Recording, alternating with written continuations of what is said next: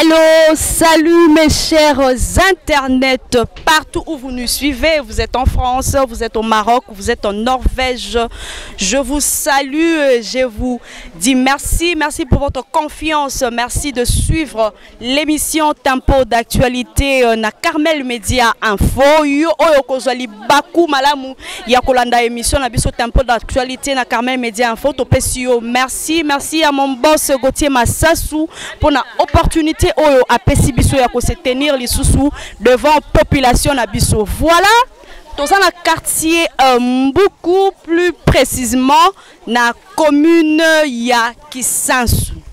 Awa tomoni batu bazotoka mai tolingi to solola na population mukie na we etali l'eau de forage. Eza mai ya forage, mai ya régie des eaux et komaka awate, eza mai ya forage. Alors tolingi to solola na population mukie par rapport ya ba mai oyo bazomela, mai yango eza malamu eza mabe, à combien revient un bidon de 25 litres tokoyeba yango kala mingi te awa po tolingi to solola na population. Et tout juste après Toko Kende, nous irons à la rencontre du président ou du dirigeant, du coordonnateur de l'Azurep Mboukou.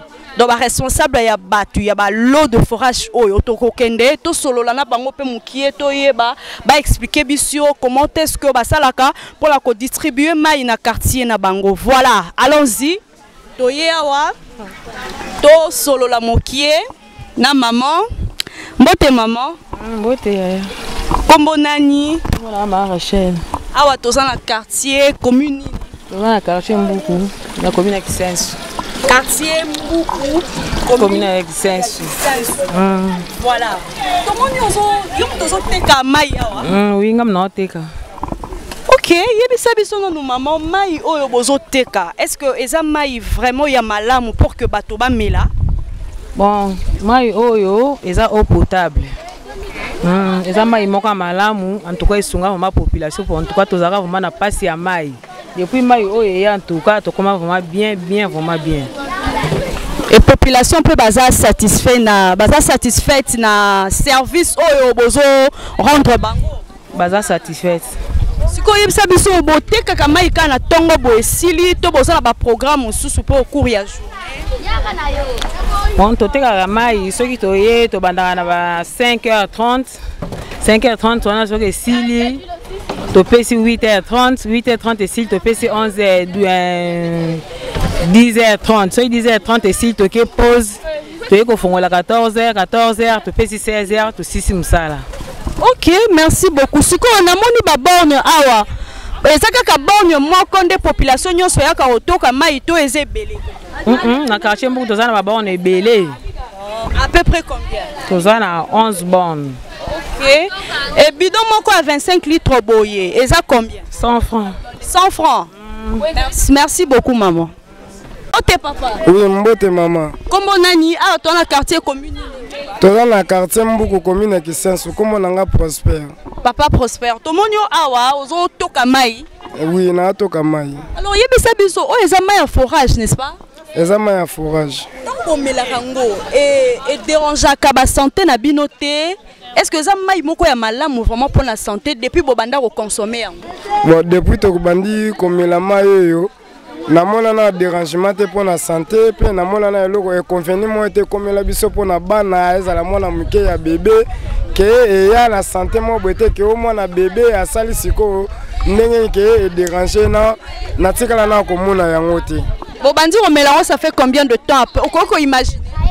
Bon, je ne sais pas si on a qui se tromper dans le numéro, ça fait longtemps. Hein? Et cause à la Togo qui n'est pas 5 ans ou bien 6 ans ou bien 7 ans, si je ne me trompe pas. OK, merci. Alors, il y a un bidon moko boye, bidon moko ya 25 litres, ils ont combien? Bon, bidon moko ya 25 litres, on a 50 francs. Bidon moko 25 litres, 50 francs.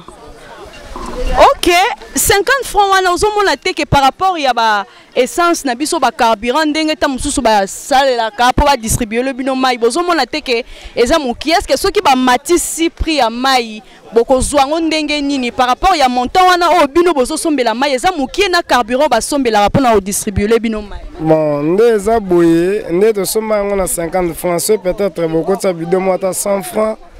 ça peut aller. Ok, merci beaucoup papa. Mbote maman. Comment nani awa toi na quartier commune? Bon, comment on a maman Esther à toi na quartier Mbuku na commune ya Kisensu. Maman Esther, quartier Mbuku, commune ya Kisensu. Tu es visiter bino lelo na pompe na bino tomoni bino bozo toka mai awa. Mai ya forage, ba ici ça mai ya forage. Alors yebisa biso, est-ce que mai oyo eza malamu pour la santé? Ouais, mai oyo en tout cas, eza mai ya forage mais depuis mai oyo ya to melango même ba bébé ba melango. To se dérange à souter pour n'en ça même bana o et nous canadienne pire. C'est plus que coûte mai oyo ou na régie des eaux. C'est mieux to mela o qui régie des eaux parce que oyo et dérange à nalibu mu pas cité. Donc et contribue vraiment à la santé na biso. Et bon bandi ozwa mai o ça fait combien de temps? Bon, ça fait cause à 5 à 6 ans depuis to bandi ozwango. 5 à 6 ans. Bidon moko ya 25 litres boende na moni bozo toka. Eza combien? Bon, bidon moko 25 litres toto quand on a 100 francs. 100 francs. Ouais. OK. 100 francs on a eza prix à banda bobanda. Depuis tozaki na prix à 50 francs et matisiko 100 francs. Siko so ba matisi 200 francs borozwango ndeni po ba carburant eza ko mata dollar peso mata. Bon, ce ba matisi to e bande to sala to sombaka po to na choité parce que zo aider biso par rapport à ndenge to banda ke lukama e ba distance to kende ba homme ba mwana uta na bidon na mutu ba SNPP mais ele biso na porte ndako même 300 francs to sombaka. Merci beaucoup maman. Mbote ser. Boni koto toza na quartier commune ni kombo nani? To na quartier Mbuku kombo na Agnès. Koto mai za ngo bien. To mela mai propre eza kitoko. Mais pas si nous avons un fourrage et un misika. Il faut que nous avons un fourrage. Il faut que nous avons un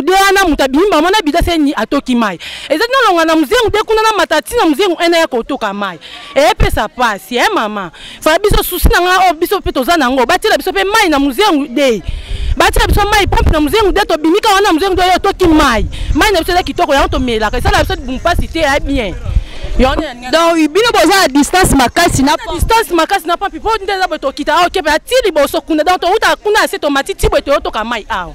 Donc cette difficulté au beaucoup dans la nawe to kamai ya forage ka yango wana toza posa ba tia so pe pompe na muzengu de wana siko ba désordre ça les maraté na ba robinet boye air bo raté eza nini papa on ngalo ba bido po ani ndeti we ngate kana na kopisa mtu memela ba bido tela nga mai mutu to ngatela nga mai akiti selinga wana ngata na ya matopona ya zo bido na kuta ngoti donc mutu ayi akangi ndeti o mona boye mai za bato ebele po toza ka pompe moko awa so que za ka biso pe na se toza pompe na biso mutu ya matati o mona mutu pa iba bido mninga ya zate sikoto baba mona bongo ba bido ayembo ya moni mai ezate yazo nga bido video toki bido mninga na mai ya seni akena ngo siko ozo senga nini na bakonzi ya Azurep bato bazo pesa na zo senga ka batela biso fourrage na muzengu de batela biso pe mai na muzengu de toza posa pena ya mai na muzengu na biso toza na yango jamais to longa kuna musika na mema kilo mtu na ngana bela kana ko karate batela biso mai na muzengu na biso na tomba ka bina na liboko bona kena ngondako. Merci beaucoup maman. Chers téléspectateurs, comme je l'ai dit au début qu'aujourd'hui nous sommes venus au siège de l'Azurep Mbuku. Nous allons échanger avec le responsable numéro 1 de l'Azurep Mbuku. Nous allons savoir comment est-ce qu'ils font pour distribuer des lots dans le quartier Mbuku et plus précisément dans la commune de Kisensu. Nous sommes là avec lui. Il est à côté de nous. Nous allons essayer un peu de changer. Nous allons savoir comment est-ce qu'ils font et s'ils ont des problèmes d'électricité, comment est-ce qu'ils font pour distribuer de l'eau dans le quartier. Voilà. Bonjour, monsieur Remire. Bonjour, maman Clémence. Comment allez-vous? Oui, nous allons bien. Nous allons bien. Merci de répondre à notre invitation. Vraiment, c'est un honneur pour nous. Okay. Azurep, nous voulons un peu savoir quelle signification donnez-vous à l'abréviation Azurep? Oui. Azurep, c'est le sigle de Association des usagers des réseaux d'eau potable. En sigle Azurep. Association des usagers des réseaux d'eau potable. Voilà. La population sait maintenant Azurep c'est quoi? Et ça fait combien de temps que vous travaillez là-bas? Oui, Nous sommes installés ici depuis 2012. Ça fait maintenant presque 8 ans d'existence. Donc avant ça, c'était le calvaire. Surtout pour les mamans, c'était une corvée. Pour puiser de l'eau, ils devaient transporter des bidons de 25 litres du campus jusque dans ce quartier. Et nous avons eu quand même le privilège d'avoir le financement de l'Union européenne et du Royaume de la Belgique. Ils sont venus nous aider pour nous installer cet ouvrage depuis 2012. Ok, merci. Et l'Azuré fait partie de quel ministère précisément? Oui. Bon, vous savez que l'eau, c'est un secteur transversal. D'une manière générale, nous dépendons du ministère de développement rural. Mais l'Azuré, l'eau dépend aussi du ministère de l'Environnement, et ministère de Finances, Plan, tous ces ministères-là, et même de l'énergie. Ok. Oui. Merci beaucoup. Et dites-nous un peu, vous avez combien de bornes de fontaines dans le quartier et combien il y en a dans les avenues aussi comme ça? Oui. L'Azurep a à peu près 17 bornes fontaines. L'idée maîtresse, on voulait que chaque consommateur puisse trouver de l'eau à moins de 250 mètres. C'est ça la stratégie. Donc nous avons placé les bornes de cette manière-là pour que chaque habitant de Mboukou puisse parcourir ne fût-ce que 250 mètres pour avoir de l'eau. Okay. Parce que là, nous venons sur terrain, il y a des gens qui se plaignent en disant qu'ils vont puiser de l'eau loin de la maison, vraiment, qu'on puisse mettre aussi des bornes de fontaine dans leur avenue. Vraiment, beaucoup de gens se plaignent. Oui. Plus précisément sur l'avenue Mozengo 2, si je ne me trompe pas. Oui. Il y a une femme là qui a parlé aussi, elle a dit qu'elle puise de l'eau, bien sûr, mais c'est très loin de la maison. Oui. Dans leur avenue, apparemment, il n'y a pas une borne de fontaine. Mozengo 2. Oui. Non, Mozengo 2, nous avons déjà de... Non, Mozengo 2, il n'y a pas de borne de fontaine. Il n'y a pas de borne de fontaine. Puisque déjà sur Mozengo 1, nous avons 2 bornes de fontaine. Cela signifie que tous les habitants de Mozengo 1, ils peuvent se rabattre sur les 2 bornes de fontaine de Mozengo 1. Et puis, il y a un problème. D'abord, nous-mêmes, nous avons un débit très faible. Nous avons... à la réception de l'ouvrage, on nous avait dit qu'on avait un débit de 20 mètres cubes par heure, mais en fonctionnant, nous avons constaté que nous n'avons que 10 mètres cubes par heure, ce qui fait que la fourniture de l'eau dans le quartier est intermittente. Cela signifie n'est pas continue. Nous donnons de l'eau de 6h à 7h30, on interrompt. On fait monter de l'eau dans le citerne et à 9h30, on sert encore pendant 1 heure, et ainsi de suite. Ce qui fait qu'il y a un problème de débit. Hein. On est en train de voir comment nous pouvons résoudre ça. Mais est-il que pour les habitants qui sont en train de se lamenter, nous faisons aussi l'extension du réseau pour essayer toujours de faire tout pour donner de l'eau à tout le monde. C'est le cas par exemple des Yumbi, vous voyez les gens qui sont dans le fin fond là-bas. Nous avons quand même installé une borne, puisqu'ils ont tellement pleuré. Cette partie du quartier est très érodée et puis accidentée, mais nous nous sommes dit, comme ce sont nos frères, on a tout fait et on a installé une borne là-bas. Et c'est dans ce sens-là que nous travaillons. Dites-nous un peu, monsieur Remy, est-ce que votre eau est traitée avant la distribution? Vous traitez de l'eau avant de distribuer? Oui. Ou comment? Oui, notre eau n'est pas l'eau de la surface comme l'eau de la Régie des eaux. Puisque l'eau de la Régie des eaux, c'est une eau de surface qu'on trouve dans les rivières. Elle est déjà sale. Pour quand même le rendre pur, il y a tout un processus procédé pour le rendre pur. Il y a des traitements chimiques qu'on doit faire. Mais nous, notre eau, ça provient de l'eau de pluie. Il y a une partie qui ruisselle, il y a une partie qui s'infiltre. Et quand elle s'infiltre, elle va se reposer dans les nappes souterraines. Et c'est cette eau que nous sommes en train d'extraire. C'est déjà de l'eau bien raffinée. Hein? Mais malgré ça, nous faisons toujours des tests. Donc il y a des tests surtout microbiologiques, hein, et puis un test aussi physico-chimique. Mais ce qui est très important, c'est le test microbiologique. Puisque vous savez, dans l'eau, il y a un microbe qu'on n'aime pas voir dans l'eau de consommation. C'est un microbe qui provient de matière fécale. Et l'OMS a déjà donné les normes en deçà desquelles on peut quand même boire l'eau. Et nous, chaque fois, nous faisons des tests dans des centres. Il y a l'école de santé ici sur le campus. Il y a aussi l'OCC. Et nous faisons des tests. Et quelles sont les difficultés que vous rencontrez souvent à la distribution de cette eau vers les bornes fontaines? Bon, les difficultés, vous savez,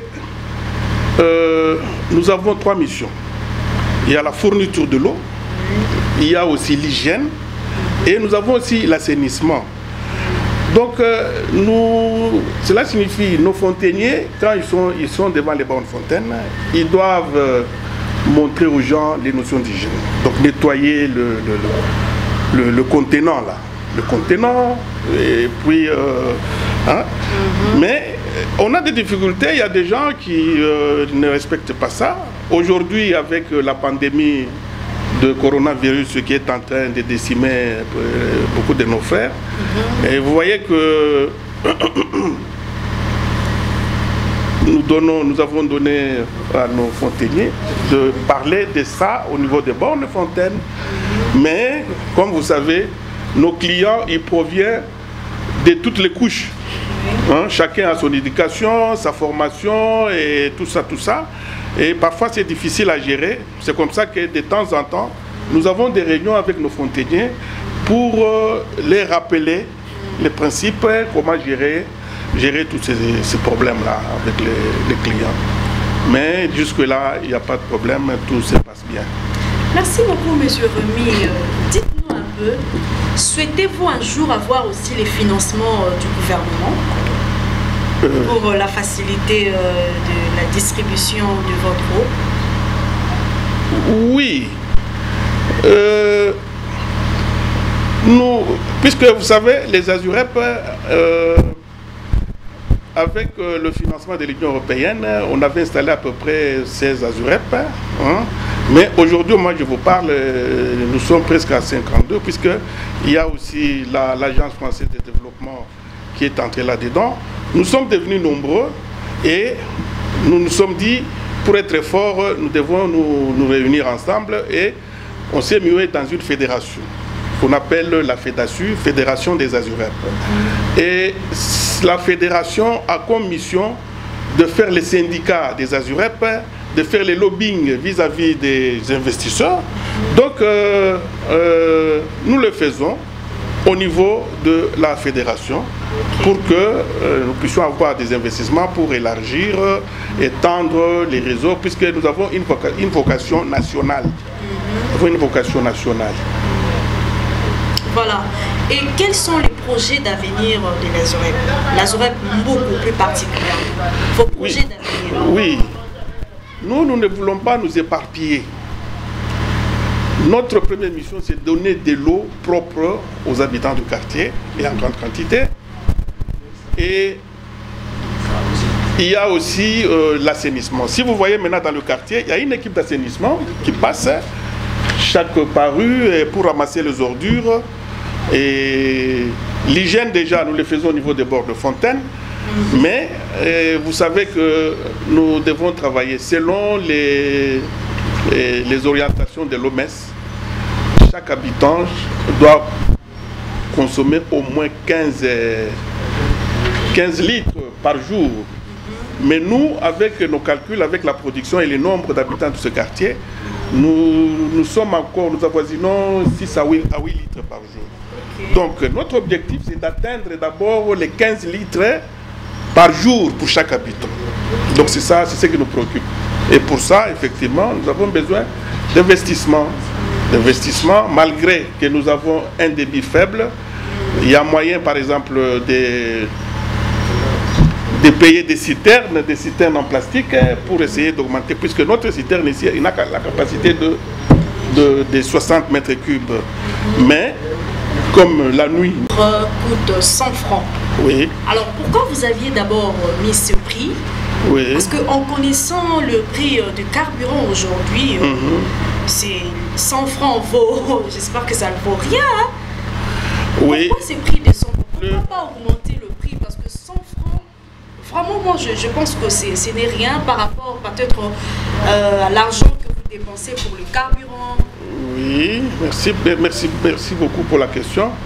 D'abord, vous devez savoir la différence entre une entreprise et une ONG. Une entreprise vise le profit, mais une ONG, il cherche à résoudre le problème qui se trouve dans le quartier. Et on ne vise pas le profit. Et vous verrez que notre travail a un caractère social.